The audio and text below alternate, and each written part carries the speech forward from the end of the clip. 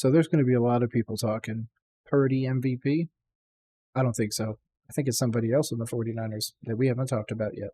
So let's get to it. Hey, I thought it was all over. Welcome to Roll Coverage. I am your host, Nick. We're going to jump right into it. I'm talking 49ers. I'm talking the future. I'm talking Super Bowl favorites, obviously, after that shellacking they just gave the Dallas Cowboys. But regardless, my name is Nick. This is Roll Coverage. Let's get into it. Do you think that 5 blowouts, essentially, obviously the Rams game was semi-close, but for the most part, it's been a shellacking. The 49ers have more than enough pushed themselves ahead of everybody else. We're at the point now where the 49ers need to have the real conversation that they could go undefeated. Now, follow me here. I'm not going to put the schedule up, but I'm going to follow you through the next few games. You tell me if they're winnable games. A Browns team that can't seem to get this Deshaun Watson experiment to actually work. Then they go to the Vikings, who now has Justin Jefferson nursing an injury, where they said they want him back at 100%, which means Jordan Addison and everybody are going to start getting a ton of balls, so watch out for that. If you actually followed me in the preseason and everything like that, you would already have Addison on your team, because here at Roll Coverage, I do 50 fantasy leagues. I think I smashed somebody last night like 150 to 50 or something like that. And that's on the back of guys like Nico Collins, Jordan Addison, and stuff like that. So just something to think about for the future. After that Vikings game, they're going to a depleted Bengals team, one that obviously Joe Burrow had a pretty decent game. Joe Burrow looked good. Was able to get Jamar Chase, I think, like 3 touchdowns or something stupid. Then they go to a Jags team, a Bucks team, a Seattle team, and then really their last, like they have such a buffer with all these games. So they go Browns, Vikings, then they play Bengals, Jags. That'll be a tough 2 weeks. But then you go Bucks, Seahawks, so 2 easier games. Should be easier games for you guys. But then you go Eagles, 2 more weeks. Then you go Ravens. Now, there will be a video that I'm going to put out probably tomorrow. Today is the 9th of October. I'll probably put it out on the 10th, regarding the Ravens, where I don't believe that they are truly a Super Bowl contender. Cardinals are obviously very surprising. Bucks, most of the teams that you're going to play for the rest of the time are very surprising. I think that you're going to go defeatless, undefeated, whatever the vernacular you want to use. I don't see a trap game here. I see a bunch of opponents that are really having a tough time. The only one that I said, like I said at the beginning, they were close with the Rams game. The last game they play, January 7th, is against the Rams. That could be a real interesting one. Maybe a better Cooper Kupp, Puka Nacua, that's basically got an entire season under his belt. So I think that could change quite a bit. But some stuff that I really want to talk about is Purdy, okay? I'm not saying Purdy can't win MVP. He absolutely can. At this point, he probably has the best case for MVP outside of the person who I think is the MVP right now. That's Christian McCaffrey.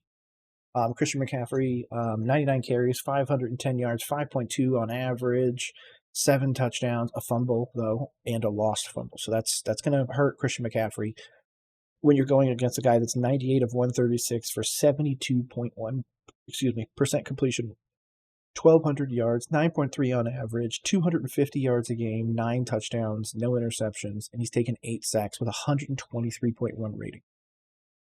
That is an MVP. Like, that's not even close. That's crazy. If you were to say, if the Chiefs had a Patrick Mahomes that was playing like that, they would be undefeated.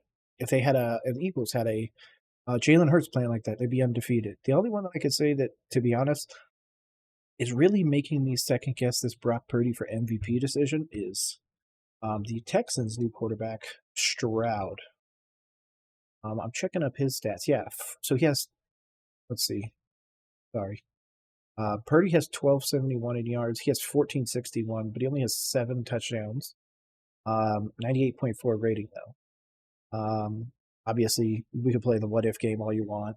What if we put Brock Purdy on that team and brought him over here? How would they fare? Would Stroud be able to, do well with this 49ers team? And I think he will. One of the things I would be really interested, though, and this is just a tinfoil hat theory. I'm going to take a quick left turn here. In the draft that they got Trey Lance, the Shanahan got Trey Lance, he wanted, rumors is that he wanted Mac Jones. Okay. Good, serviceable back, should be able to execute the offense. Instead, he fell into Purdy. That's great. Patriots are now looking terrible. What's the idea that Shanahan just says, you know what? I'll give Bill Belichick a 5th-round pick for Mac Jones and take him and let him be the backup to Purdy. That'd be a crazy turn of the tables. Yeah, this team is just ridiculous so far. This 49ers team, 510 on rushing. Your receiving leader is 378 with Brandon Ayuk. Fred Warner already has 41 tackles. That's insane. That's bananas. There's dudes that won't even finish the year with 41 tackles. Shout out to my Panthers, Justin Houston, who had no tackle in this game. Receiving, though, obviously receiving numbers are going to slack quite a bit. When it comes to defense, though, I mean, I don't know what the 49ers did, who they sold their soul to, or who they sold their checking book to. But the 49ers seem to be putting together this ridiculous team. I mean, some of these names, if you were to go put them on another team, would just be ridiculous. Of course, when it comes to their defense, I mean, they leave nothing really, nothing to be desired. I mean, even on the corner, which is one of the places that I say that most people have the toughest time. Kendall Sheffield, Ambry Thomas, Chardarius Ward, and Demordre Lenore. I'm sorry, I probably butchered that, Lenore, but yeah, I mean, that's great. Isaiah Oliver as well, too. So, yeah, I mean, the one place that I would say most teams lack, linebacker and quarterback, you guys arguably have the best of both. I don't think he's the best corner, but you guys at least have the best group, or one of the best groups in the NFL. And then obviously Bosa, Javon Hargraves, all those, Eric Armstead, all that jazz. Offense, though, I'm blown away. I didn't expect Purdy. I expected Purdy to do well. I expected him to go into this with 2-3 losses, close ones where it just maybe went the wrong way, or it just gets to the point where the roster is so depleted due to injuries that you just can't hang. But when I go to the injuries, getting all this courtesy of ESPN.com, I mean, they have 6 dudes that are out or on IR. Cameron Latu, tight end, which you have Kittle, so you don't need that. Luda Jr. or Lutair Jr., he's on the pup list, out. IR, Danny Gray, don't need that, at least right now, of course. Robert Beal Jr., Womack III, and then Mitchell. Obviously, I like Mitchell. Running backs, a lot of teams believe are a dime a dozen, though. So if that's the case, then you're not really worried about that. Same thing with Danny Gray. Wide receivers are really good, Debo, and everything like that. So I wouldn't really be worried about that. When it comes to transactions, what have you guys been doing? Oh, that's right. I forgot you guys got Randy frickin' Gregory. Well, that's going to change stuff, obviously. That happened 3 days ago. I forgot about that Broncos trade. The fact that you sent a 7th rounder over for that. Actually, I take that back. You sent a 6th, but you got a 7th back. I would have done that in a heartbeat. I do believe that Willie Snead being promoted from your practice squad, not the best option when there's some really good rookie and free agent wide receivers. Yeah, because you don't really need a lot. You're not asking them to come in here and do 1,500 yards. You're asking them to do 400 or 500, maybe 600 at this point, and that's it. So yeah, when it comes to this team, I'm blown away. Stats wise, again, just destroying people. The one thing I want to understand, and I hope that there is a documentary one day about it, is how the hell can my Panthers not pay Brian Burns, but you guys can seemingly pay everybody and have a defense that is so above and beyond everybody else that it's bananas, like truly bananas. So whoever the capologist is and everything like that over for the 49ers, obviously I love the GM and everything.